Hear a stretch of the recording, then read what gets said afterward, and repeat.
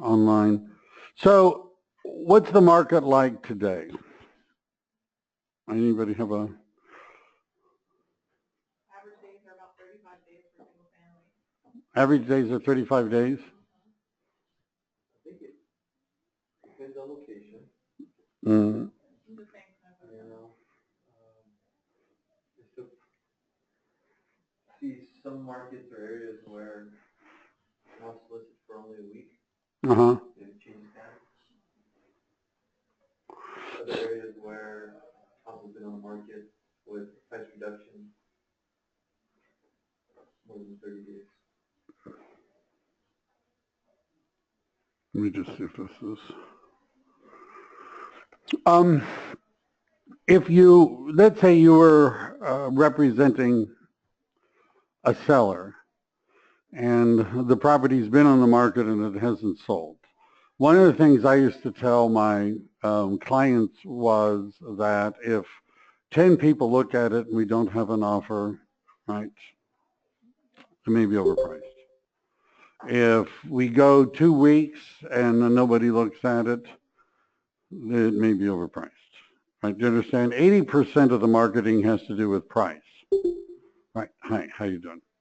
80% of the market, I don't know, is Raul actually doing anything over there? Can anybody, I can't, I don't know. I can't see. Is Raul over there at the copy machine? All right, that would be.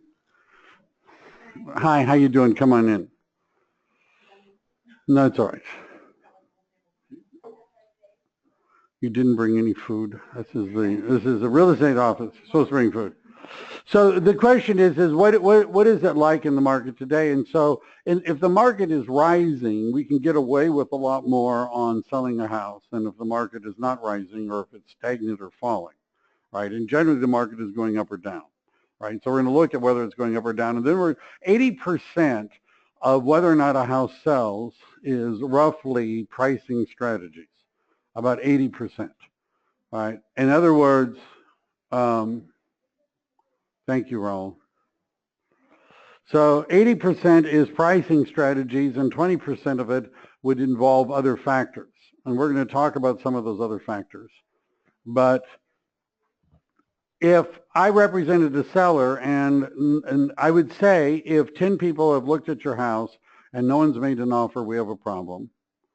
If it's gone 2 weeks and nobody's shown the house, we have a problem. And now it would be easy for me to say you ought to reduce your price. Would it be helpful if I looked at homes that had sold and looked at whether or not they had price reductions, right? Do you think if I really studied the market, I could see that homes go on the market and after a certain time they reduce their price and then they sell? Would that be useful for me to share with a seller who I want to reduce their price so it can sell? Right? You understand, look at what's going on, reduce price, house sells. Don't reduce price, house doesn't sell. What do you want to do? Right? So that requires looking at the market. Now, one of the quick ways of looking at the market, and I believe that you ought to have a blog, right? A B-L-O-G, you know, a web log, a blog. And I don't care if anybody reads it or not, right? You could call it your daily real estate journal, but what you ought to do is every day you ought to look at what's going on in the market. You ought to look at the statistics for that day. And what you ought to decide is you ought to pick something that you learned today that you're going to share with someone. Right? In other words, every day you ought to have in your mind something that you could talk about. Hey, did you know what happened? There were so many expired listings. Right? Expired listings are up. Hey, did you know inventory is down? Did you know that inventory is up? Did you know the days on market are down? Do you understand? Every day, the most common question someone's going to ask you when they see that you're in real estate is, how's the market? And let me see where I'm going to go with this. The National Association of Realtors surveyed real estate agents, and the question they asked them is, during the day, on a typical day, how much time did they actually spend talking to buyers and sellers of real estate or potential buyers and sellers of real estate? Minutes a day, on average, was 14. 14. The average real estate agent, who, by the way, is making about $20,000 a year, spends $40,000 annually, spends about 14 minutes a day talking to potential or actual buyers and sellers. Does anybody see any problem with that number? Right. And so one way in which we could encourage people to ask us about real estate is if we identified ourselves as being in the real estate business. How could we do that? You wear a name tag. Let's see, how many name tags do I see? I don't see any name tags. You could, what's another way without wearing your name tag? Shirt, right? I don't see anyone else wearing. So everybody else is a secret agent, right? You're a secret agent. You don't want people interrupting you when you're out shopping and at the coffee store or the coffee shop and things like that. I can hear a lot of noise online. Somebody is noisy. I'm muting everyone. So, all right. So if do you understand it? You don't want to be a secret agent. It's about having conversations with people potentially willing to buy or sell real estate, right? And then once they see you, I know why a lot of people don't identify themselves as real estate agents, because they're afraid somebody's going to talk to them about real estate, right? You understand? They're going to bug me. They'll stop me at Pete's, right? They'll want to know what the real estate market is like, right? First of all, I don't know what the real estate market is like because I'm not paying any attention to it. So I don't want anyone to ask me. Is that possible? Right? So we're going to hide. Would it be better if we decided what we were going to talk about every morning? All right, enough of that. So don't hide if you're a real estate agent. And could you pass that? All right. So what's happened in the market? A quick way to see what's going on right now is to look at Market Watch. Right, so this is what I would generally look at every day. And yes, I do have a spreadsheet where I save it, but we're going to click on Customize. And what you want to do is I'm looking at basically the bulk single-family condos and townhomes in Santa Clara County. All right, if you're not interested, I'm just looking at what's going on in Santa Clara County. So I'm going to save that. And what I typically do is I look at what's happened in the last 7 days. Now, what this chart is going to tell me, there were 234 listings in the last 7 days, Santa Clara County, single-family condos and townhomes. 20 had price increases, 95 had price decreases. Right? Now, by the way, on another screen, I would look at how many active listings there are and how many pendings, but I would be comparing the number of price decreases to the number of current active listings. What percentage of the listings lowered their price in the last 7 days, right? By the way, we could look at the last month, fell through 19, back on market 11. That means that they were withdrawn and put back on market, contingent and pending. So we can add those two together and that gives us our pending group. Sold was 318. So if new were 234 and sold were 318, how long could we keep going at a rate like that? It's not sustainable, right? You understand? We're selling more, we sold more homes than we added to the market, right? So what that's going to show us is that the inventory is dropping. There were 13 expireds and 42 cancels. Cancels and expireds are essentially the same thing. So what we have is 55, in the last 7 days, we had 55 listings that did not sell. We had 95 that lowered their price. Right, and we added 234, right? Isn't that, right? But sold, so we have a low inventory market. Was everybody, right? And by the way, if you look at this every day, and I knew agents that would every day what they would do is this. The guy would write it on with a stubby pencil on a legal size piece of paper that he had made. And what he would do is he would head the office next to me when I was working at Campbell, and he would look at this, go here, Clara, Santa Clara County, and he's looking, and I usually have something weird going on down here. Let me clear it. I've added too many additional fields. Let's just see that. It depends on whether or not its transaction fell through while it's still and went back on the market, or whether or not it just died as a result. So right now, if we're looking at single family, condos, townhomes, and Santa Clara County, and what I would do is I just want to look at this number, 1395, right? I've actually been looking at that number. It's gone up a little bit. One of the things that you ought to know is how many active listings are there in the market right now. I'm just saying, right? So it's 1395, and then I'd go over here and I would look at how many are pending and contingent, 1544. Now, if you add the 1395 to the 1544, that's what we call current inventory. When the MLS talks about current inventory, they're talking about active and pending. That's something not everybody knows, right? Is it just active or is it active and pending? It's active and pending. What percent is pending? Well, what I would do is I would say, all right, we have 1395 plus 1544. So we have 2,939 is our current inventory, 2939. So what is 1544 divided by 2939? Oh, I did that right. So 53% of all of the homes on the market are under contract. All right, do you understand? And what I would say to a client is if you drive by and you see 100 for sale signs, 53 are already sold.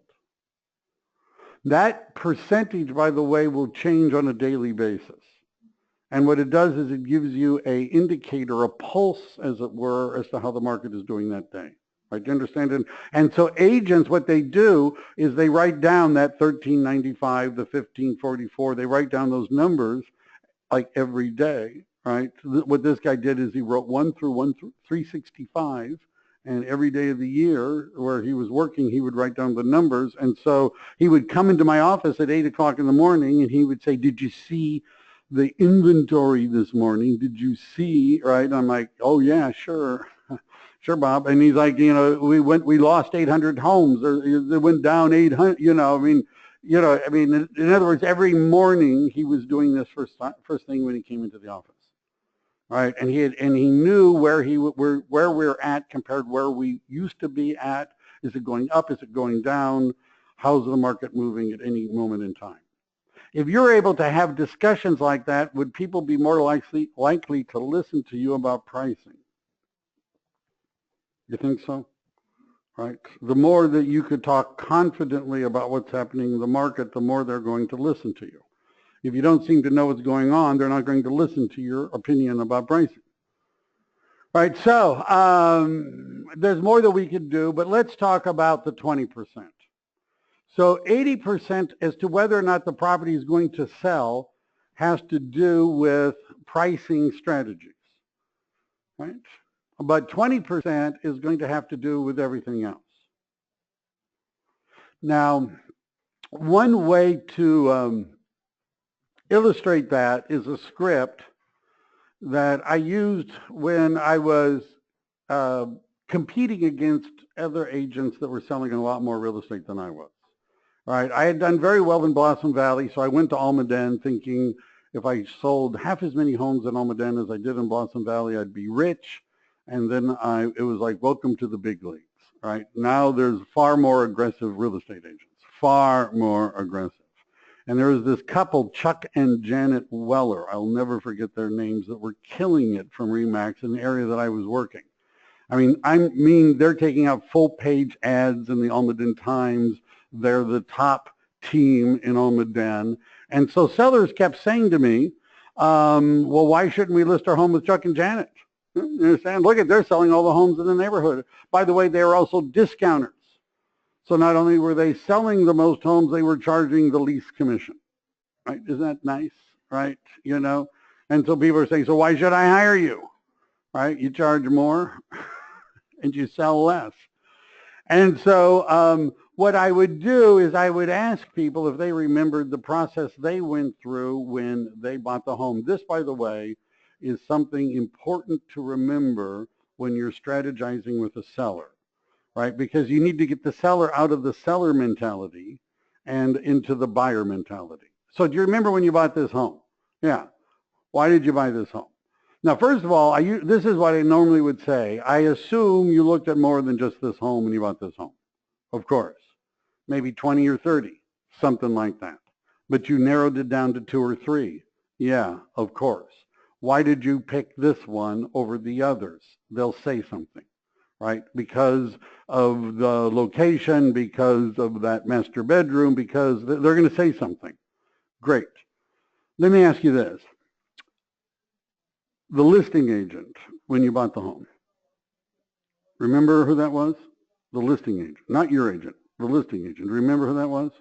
Most of the time they go, no. You know, they sometimes look at each other and they'll say, Linda, I think, something like that. Great, Linda. Do you remember what company Linda worked at? They'd say, I don't know, maybe Coldwell Banker. It was a blue sign. All right. So this is my question. How important was Linda, and for that matter, Coldwell Banker, in your decision to buy this home? What do you think they say? Nothing to do with it. Nothing to do with it. I said, think of the other homes that you did not buy. Only now imagine that on the rider it says Chuck and Janet Weller. Are you going to buy them now? Would you buy one of those other homes instead if they had the right name on the sign? Right? Would you have changed your decision based on the name of the for sale sign? Would you have changed your decision based on the name in the for sale sign? And they say, of course not. I said, this is, by the way, a secret most real estate agents are not going to tell you. Right? And the secret is that real estate agents do not sell houses. Did you know that? Real estate agents don't sell houses. Houses sell houses. Right? You understand? Our job is to expose your property to the greatest number of potential buyers. But we can't sell it. The house has to sell it. Isn't that true? Would you agree with that? So let's talk about the house selling itself. Isn't that where we're at? Do you understand marketing and prospecting that a real estate agent does when they have a listing is designed to get people inside the house? Or how about this, more accurately, sitting across the street in front of the house? All of the marketing we do is to get people to come to the house. Does everybody, now that they see the house, they have to want to buy the house. And what's the first thing they're going to see? The outside of the house. If they don't like the outside, do they want to see the inside? Probably not. You can come in, Moy. It's all right. Have I ever yelled at you and told you? Well, that was that. Well, other than those 3 times, I don't think. So one of the things that I would do with clients is I'd say, let's go walk outside and stand in front of your house. All right. Now, have you ever, those of you that have sold real estate, you have this, you're driving people down the street to show them a house. And first of all, they'll look around and they'll say, is the house we're going to look at on this street? And you say, yeah. And they say, never mind. All right. No. Can we do anything about that? No, we can't do anything about that. But now they're in front of the house and they're looking out their window at the house. They have to want to go inside. And I've tried, this is what I actually would say to sellers. I try to get people inside. You know what I used to tell buyers? I would say, houses are like people. It's what's inside that counts. Yeah. And then people, and I'd have people look at each other and they'd laugh and they'd say, yeah, we still don't want to see this one. Isn't that true? If it doesn't look nice on the outside, they're not going to go inside. If they don't go inside, will we ever sell it to them? So where do we start? Making it look nice on the outside. I was good at getting sellers to put in new sod, resod the lawn, right? Does that make a difference?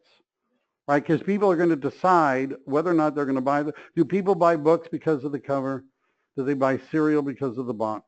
Right? Isn't it true? Right? And people are going to buy the house based upon the way it looks. It's an emotional decision. First time they see it, they're going to be deciding, do they want to buy it or not? Right? So we need, how about what does the door look like? What does the landscaping look like? Are there flowers in the front yard? Is there a junker car in the garage? Or sitting in front of the garage? Do you understand? What does it look like? Is the garage painted? Right? That's where, so in order to stand out, their house has become a commodity like another box of cereal. right, on the shelf. So, ooh, what happened? How about that? Cool. So main ideas, perspective on staging, convincing, options, evaluating, implementation, and the empty house, my favorite. Um, how long do people take to decide if they want to buy a house or not when they walk in? Something like that. Now, the only ones, there are people that take longer. There are people that will stay there for an hour without having decided.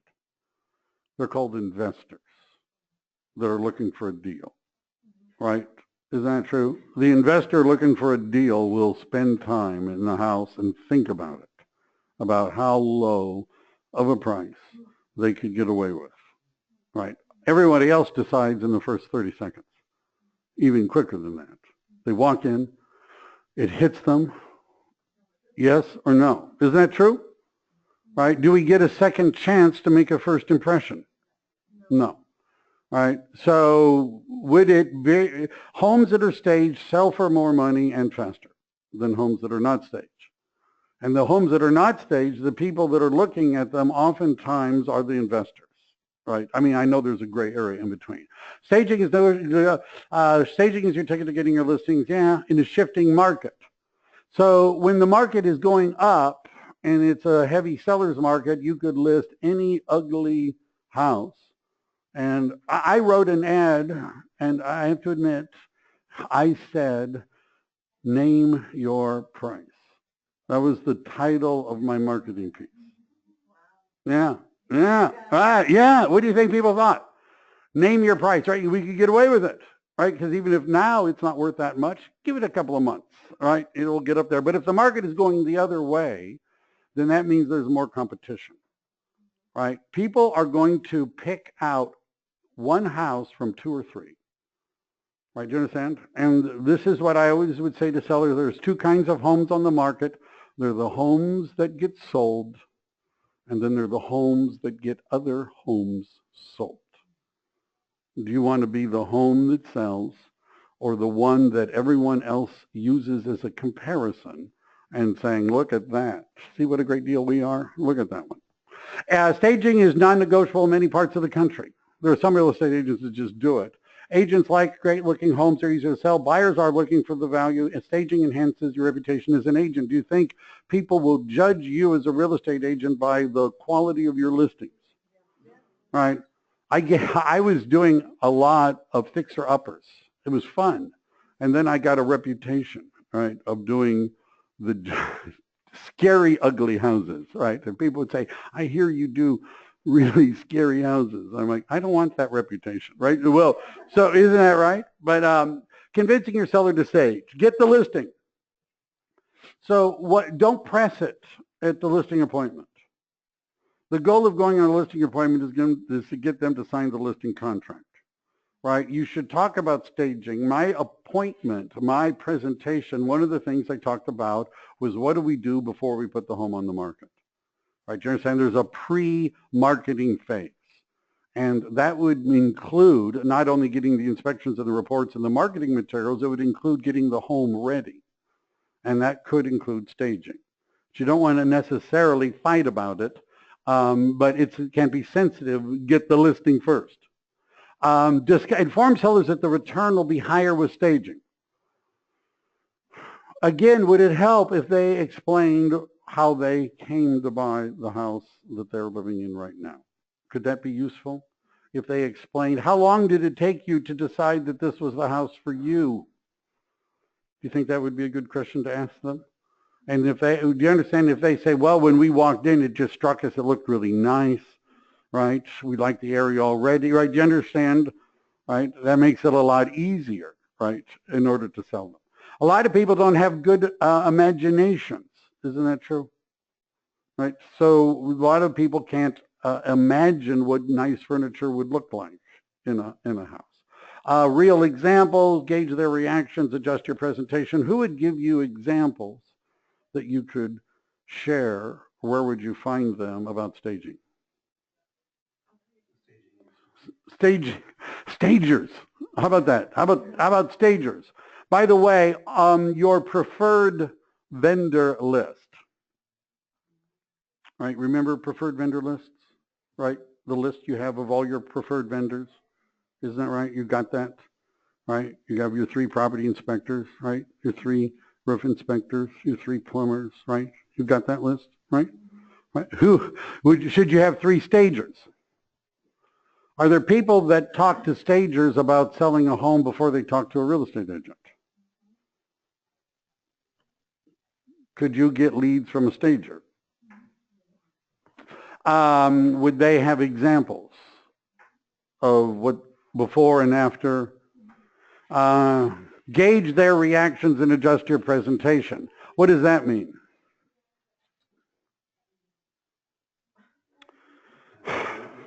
Well, so if they seem excited and enthusiastic about the concept of staging, you talk about staging. If they seem negative and down on the idea of staging, then don't talk anymore about staging.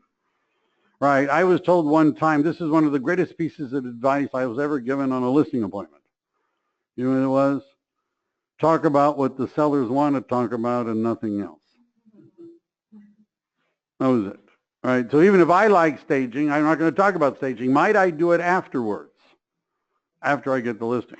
Explain staging. What is it? Give them printed information. Give them a checklist. And KW that is there's an example.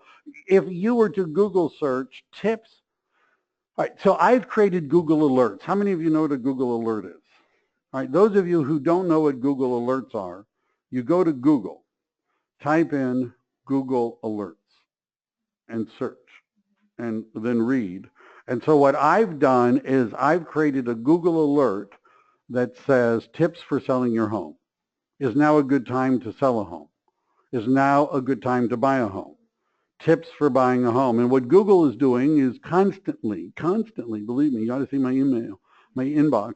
Constantly, they're looking for articles that meet those terms, and Google sends it to me. Every day, they just send me stuff. They just send me stuff, right? And I go through it very quickly, but would that be a good thing for you to get information on? Is now a good time to sell a home? Is now a good time to buy a home? Are interest rates going up? Are interest rates going down? What effect does rising interest rates have on the real estate market? I also have San Jose real estate, Santa Clara County real estate, Silicon Valley real estate. I have phrases, basically anything. I have social media marketing for real estate agents, lead generation for real estate agents, internet marketing for real estate agents. I've got a really long list. And I use Feedly as a way of managing those subscriptions, Feedly, which I also can use on my phone. And do you understand that some of this is about you gathering information and knowledge and being a resource for people? So, and staging, give them, you can get stuff. That's where I was going. The phrase, getting your home ready to sell. Let's say we put that in Google. Are we going to find stuff? Videos, PowerPoint presentations, PDF, booklets. We're going to find stuff. Examples. Take a consultative approach. Take a clutter. I used to tell people this. I said, you know, homes are like comfortable old shoes, right? You know, they fit. They're comfortable to wear, but you probably couldn't sell them, could you? Right? Do you understand? Right? Just because it feels good and fits good for you doesn't mean it's valuable to somebody else. So your home, right, do you understand, is like those comfortable shoes. Isn't that right? And by the way, there are 3 interrelated concepts involved in selling your home. 1 is netting the most money, 2, least inconvenience, and 3, right time. And not everybody wants all 3. I had a listing appointment in Almaden, 3-bedroom house, walking distance to Leland High School, and the retired couple had converted one of the bedrooms into a sauna. It was one of these portable kits that basically occupied the inside of the room. And they had piles of stuff all throughout the house. And I pointed to the sauna, and the guy said, "We're not doing anything. We're not going to pick up anything. We're not going to move anything. We're not going to remove the sauna. We're not doing anything." I said, "You realize you're not going to get as much money." "I don't care. We're not doing anything." "All right. I can live with that." Right? Could you live with that? Yeah. Right? I realize I'm not going to, if they want the same amount of money and they're not going to do anything, no, that's not going to work. Right? But it's up to them. Right? Some people say, "I don't care. I just don't want to do anything." Right? Just sell it the way it is, which is why you also want to have investors, because occasionally you'll run across somebody who says, "I don't care. I just want to get rid of it." How much money they could lose, and learn scripts and dialogues. We have some of those. Be diplomatic, see it with the buyer's eyes. Again, I found having them go through their experience when they bought the home is the way that it can make it real to them, because they have memories of what it was like. Right? Do you understand that? That's what we want to tap into. So do buyers care how much the seller wants? I've actually had this conversation with people. When you bought this home, how did you decide on the price? Did you ask the listing agent how much the seller wanted? How much the seller needed? How much the seller's other home was going to cost? How much the seller wanted for their savings account? Or how did you decide what to offer? And you know what they're going to say? "Well, we looked at the other homes that were in the area and what they've been selling for and what was on the market, and we decided that based upon what was available, that was the price." "Oh, really? That's how you decided to buy this home?" Right? But now what do they want? They want to get what they want. They want to get what they need. Right? They want to get what they expect, and they don't care about what the other homes sold for. Isn't that right? But you have to bring them back to when they were doing it. How would they have cared? Would that have swayed them? Would they have thrown in an extra 50 grand because the seller said they needed it? Would that have, probably not. Options, do it yourself. "I'm not good at this." Right? You understand? Some people are good at it and some people are not. The other thing that about doing it yourself, you're going to hit a wall, and it's called the wall of furniture. Right? Where do you get the stuff from? Do you rent it? A lot of them don't like renting, by the way, to stagers. You'll find this out. A lot they don't like renting to strangers. So you can rent the furniture from somebody. You could own it, which means you have to have a storage place. I personally know some.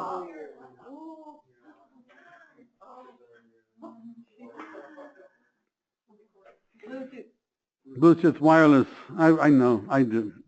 My Bluetooth went. It's a long story. I won't walk so much. I woke you up though. That's good. Another one.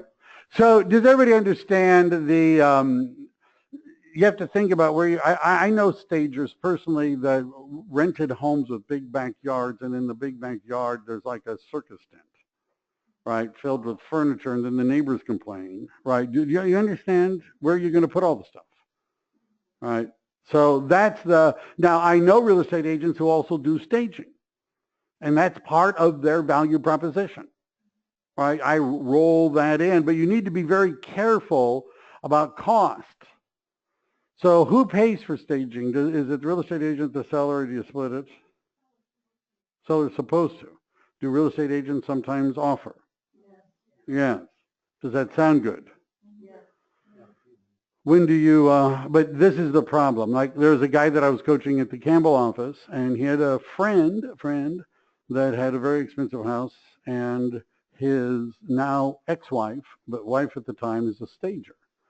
And so the house was vacant. It was a very expensive house, and staging, right? And so they had agreed to pay him once it closed for the cost of the staging. But he was going to pay for staging up front. So he gets the house staged. And after a month, they say, "We've changed our mind. We decided not to sell." All right? Now, ex-wife, at this point, does she want to be paid for staging? Yes. Right? And so he lost, right, almost $10,000 on that listing. So what you do, and by the way, stagers don't like to bill escrow. right? Because they may not sell the house and then they don't get paid either, so they want to be paid up front. So the only safe way to work this is for the seller to pay up front, and you could credit the seller when it closes. Right? Do you understand? But the seller pays up front. If the seller wants to take it off the market, go ahead. Go ahead. Right? Just give $7,000 to the stager. Right? You understand? See, now they're not going to get their money back until it sells. Does that change? You understand? They'll let it ride when you're paying for the staging. Right? But not as long when they're paying. And sometimes it's better to have more than one stager and not yourself, because people take this personally. In other words, design is something on which there are differences of opinion. And if you're staging and you think your stuff looks really cute and they hate it, right? Do you understand how that could be a problem? But if you have different stagers in your allied resource posse, and they are different looks and different price ranges, you could give them options without your personal investments in it. All right, but you understand, there are people do it. You can take courses, you can become a certified stager. You can study, there's checklists, you can take a course, right? There's a home staging professionals. You can get certified. You can train people to do it. So one of the things we believe is in leverage, and what that means is as you develop a team of people and you're selling a lot of real estate, could you have your own stager, right? If you're having enough listings, you could have your own stager. You could pay a stager and make money on staging. But then that means you have to hire stagers and you may have to pay them, and it's a pain. It's a pain. I believe in, I just hired people that were stagers, right? I didn't do staging. Tips for training employees. This is about the staging consultation. This is assuming that your business is expanded to the level that you're sending others out to explain what you do when you list homes, right? We have a little ways to go before we reach that level. That's when you have so many listings that you have to hire people to go on listing appointments for you. So you would take them with you so they could see how you explained the staging. Professionals, they're good. You don't deliver the bad news when they say this is a really ugly house. You know, that Elvis, clock has to go. They react more.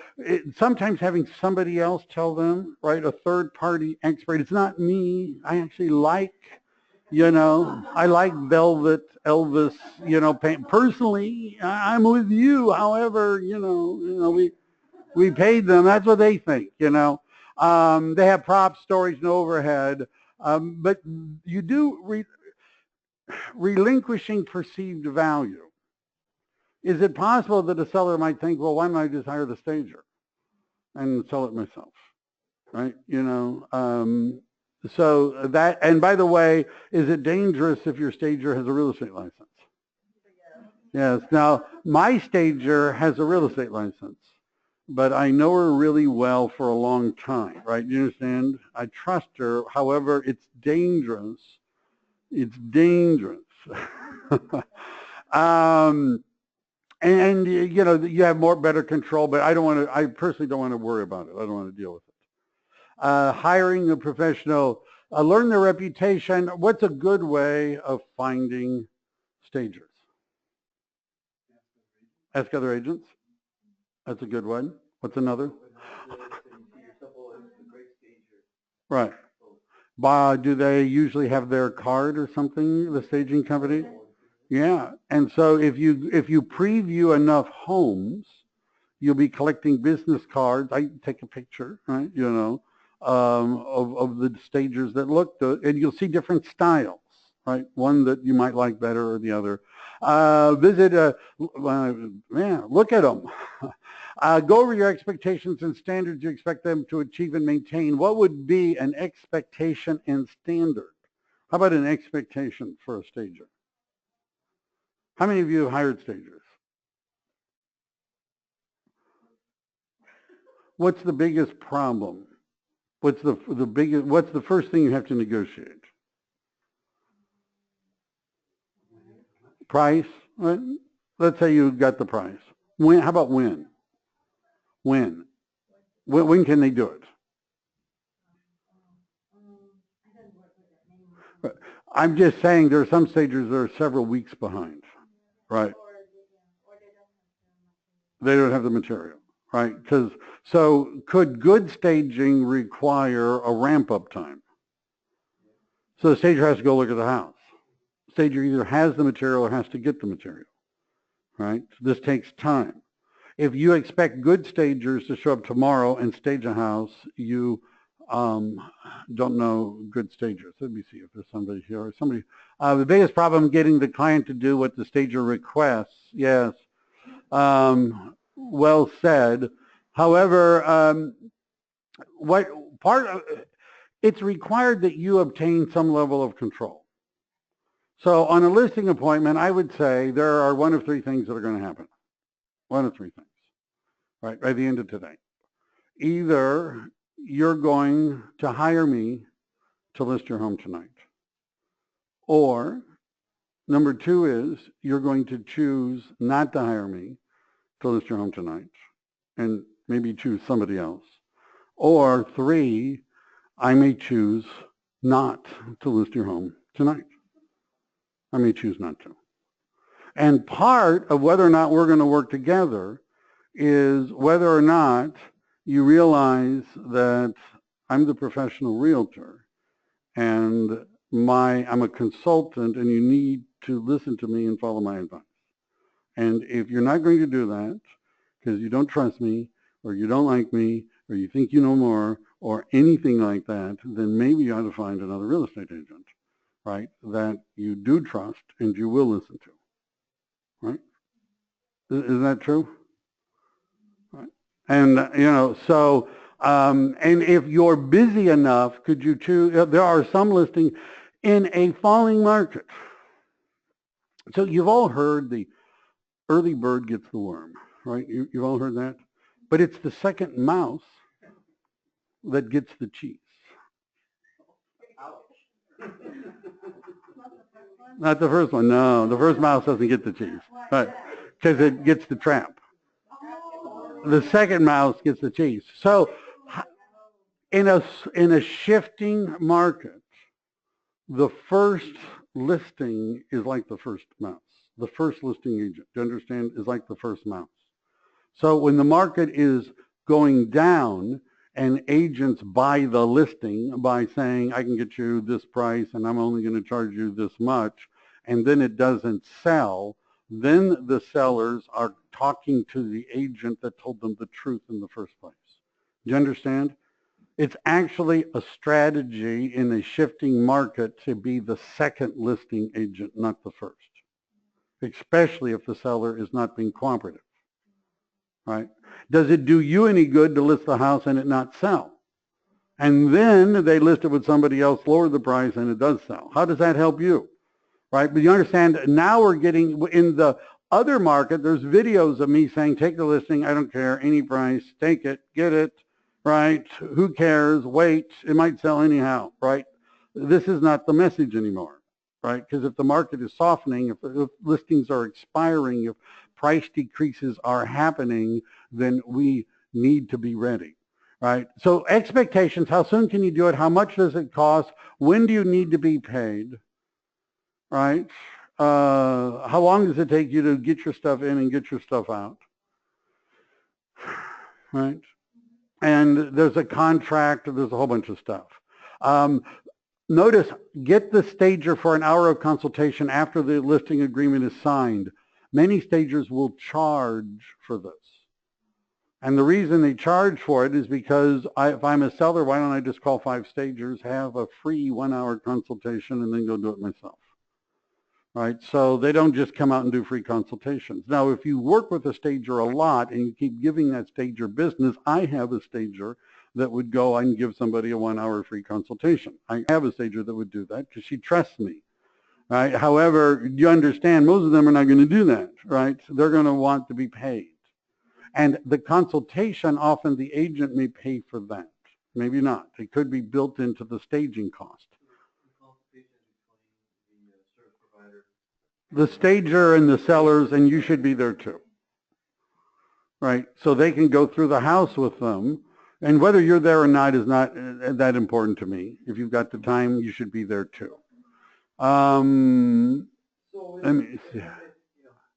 All right. If the house is unoccupied, I think it's much easier to stage and manage. Yes, if it's unoccupied and vacant, it's a lot easier to stage and manage. However, go ahead. If it's owner occupied, there's a convenience and a money trade-off. Could they put their home in storage?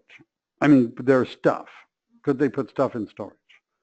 Are they going to need to pack everything up anyhow? Are they? Does everything have to be packed and gone? Well, why not do that now? Start now.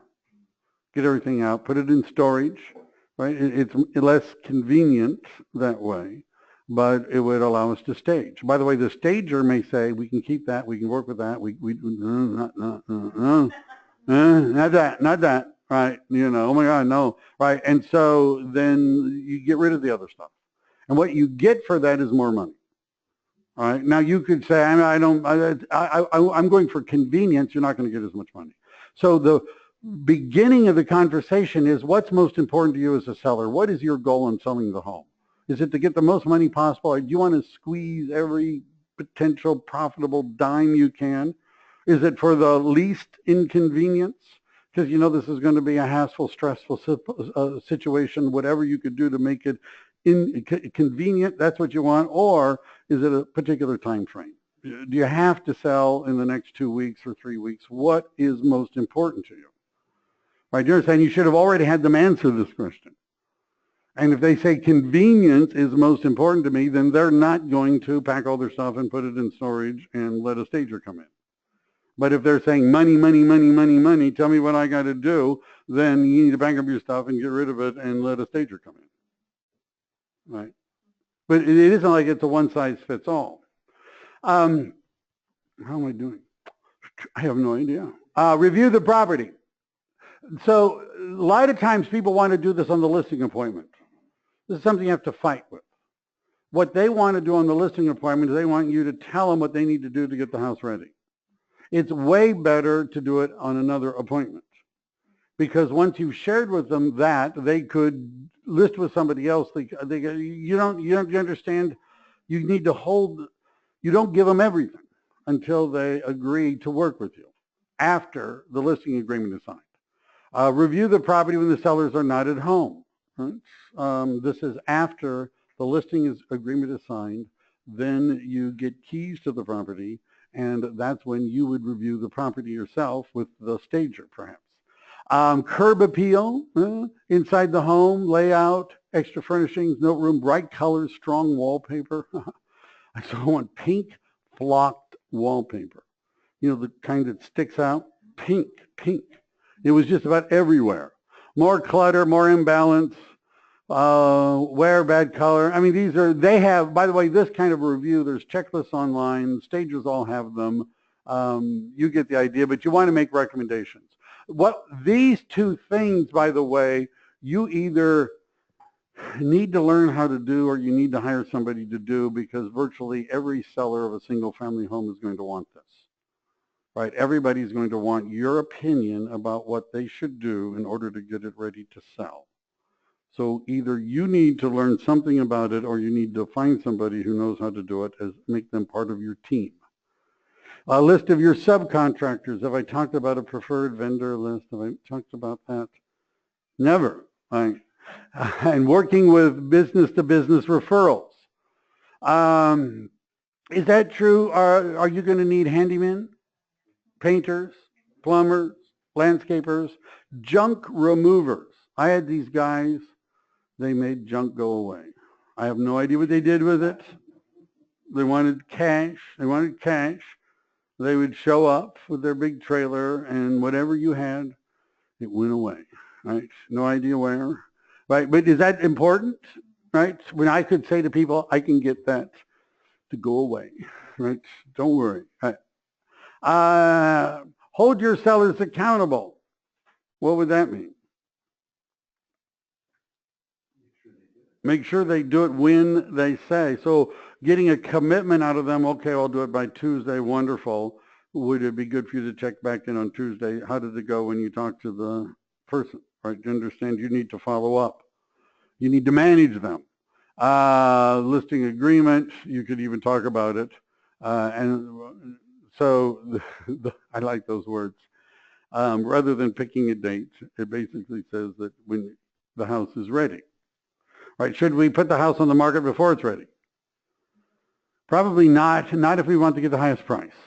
Right? If we want to be convenient, we would sell it to the first person who wants to buy it. Implementation, declutter, clean, maintain, and repair. So this isn't really my strong suit. I always hire people. One of the key skills of a successful real estate is mastering the basics of how a home should be presented and staged properly. All right, and I know the basics, but I'm not going to, I'm not good at colors and some of that stuff, but you should know the basics. What would be a basic thing that people would do? Just give me a for instance that somebody ought to do to sell their home.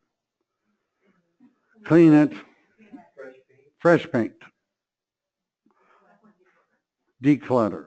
What would be an example of something that you would definitely want to declutter? Closets, garage, something else. A type of clutter that you would want to knickknacks, a particular type. Pictures, family pictures, there we go. There we go. I was getting worried there. So the buyers, it's an emotional decision to move in, right? Is it harder for them to move in when the seller's stuff is there?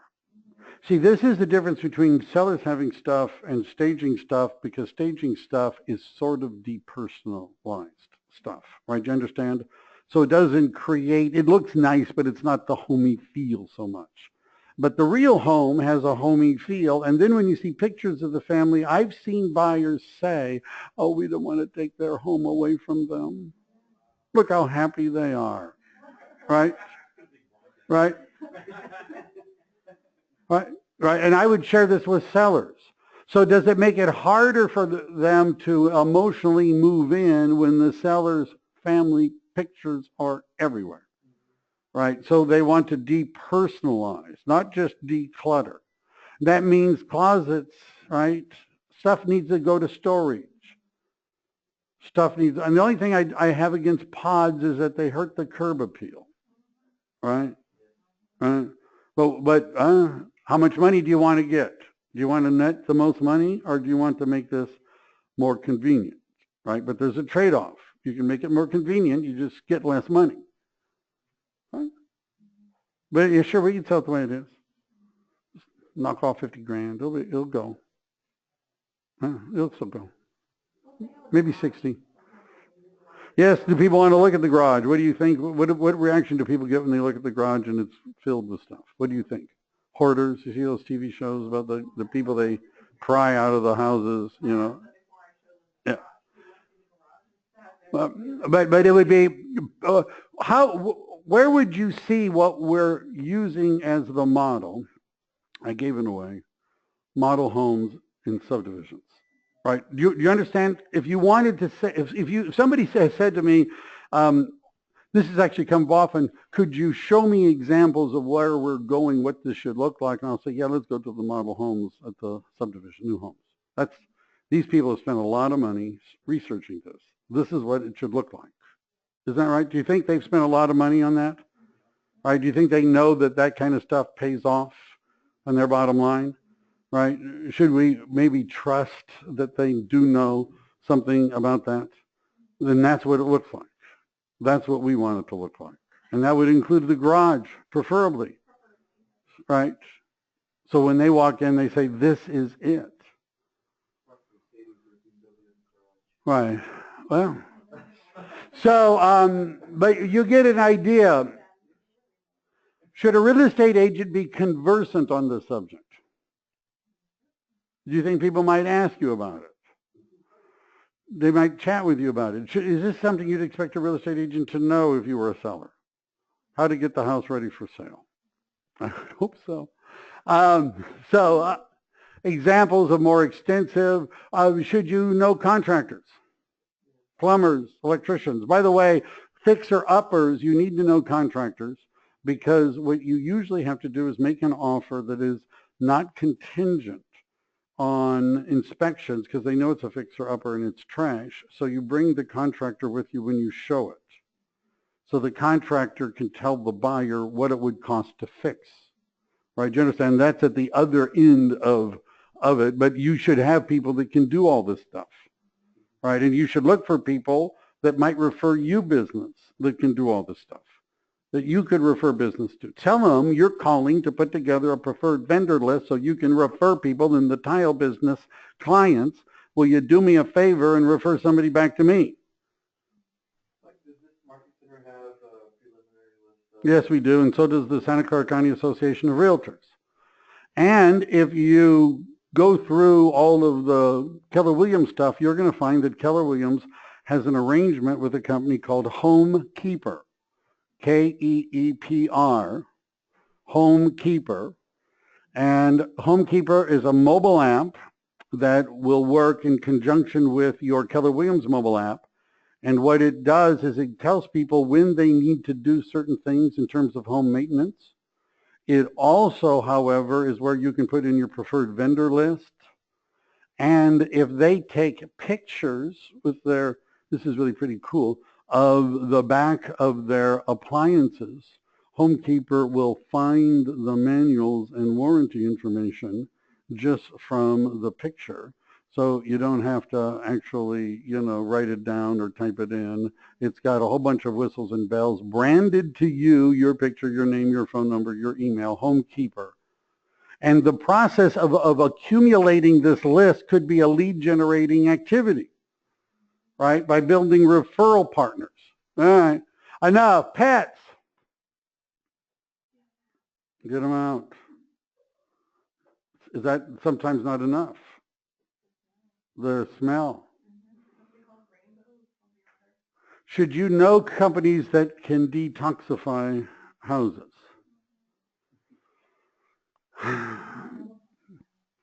Children, get them out.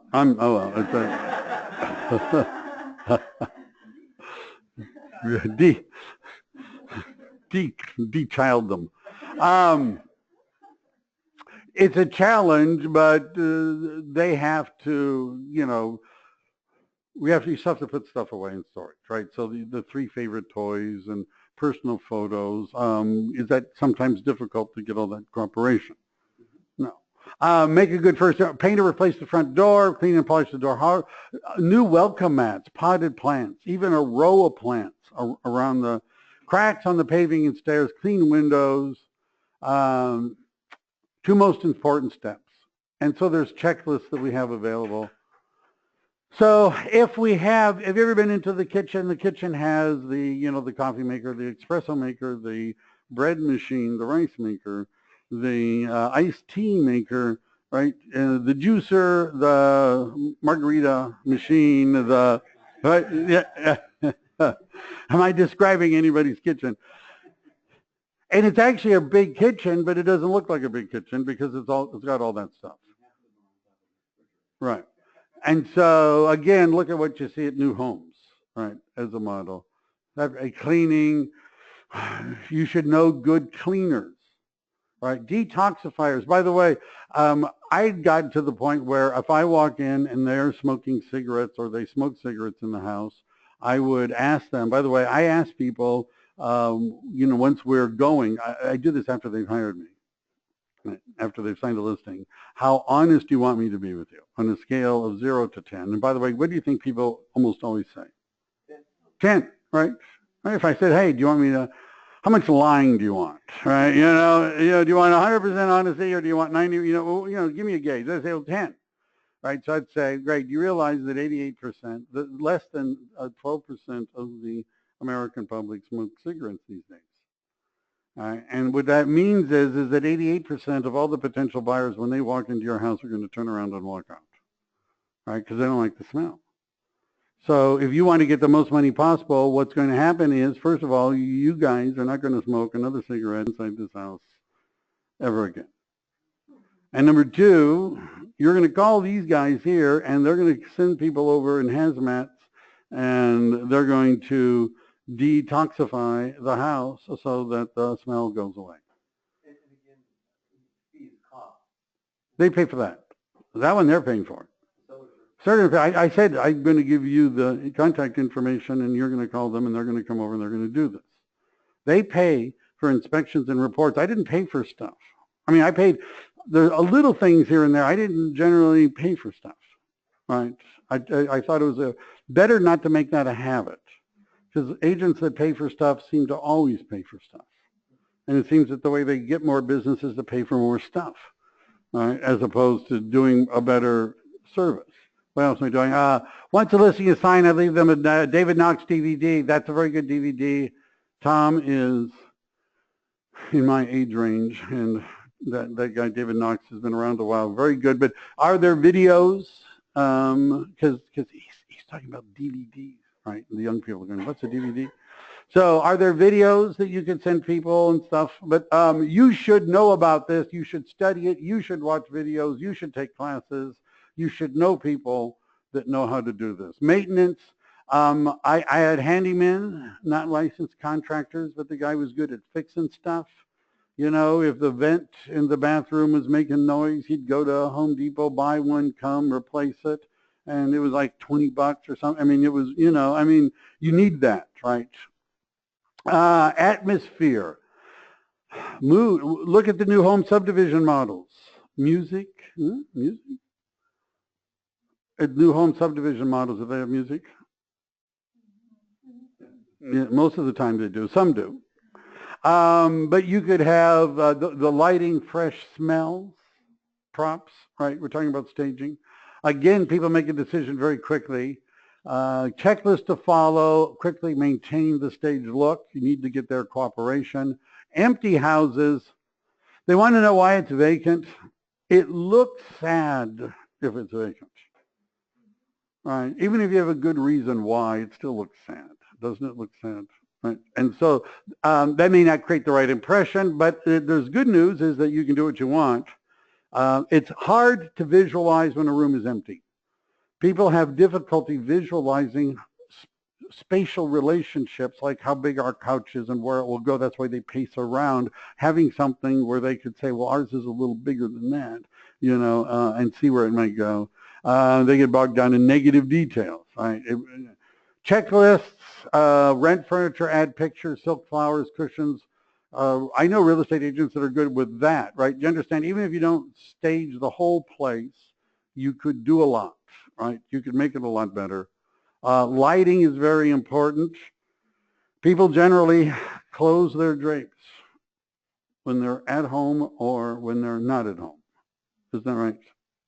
And so what we need to do when the house is being showed, the drapes have to be open. We want natural light. The lights should all be turned on. When you go to the new home subdivision and look at the model, the lights are all on, right? The lights are all on every room. The drapes are opened. Light maintenance. And how much time? Where am I at time-wise? we are 8 minutes over. Over. Well, I'm done then. So that's pretty much it. An action plan would mean, hopefully, your takeaway from this would be you're going to meet with a stager. Would stagers be willing to meet with real estate agents? I think so. You could. All right. That's it for today. Junk haulers. I would have the seller, Mike is asking who would pay for the junk haulers. I would have the seller pay for the junk haulers. But there have been times I paid for it. It all depends on the amount of commission and how quickly I was sure it was selling. Bye.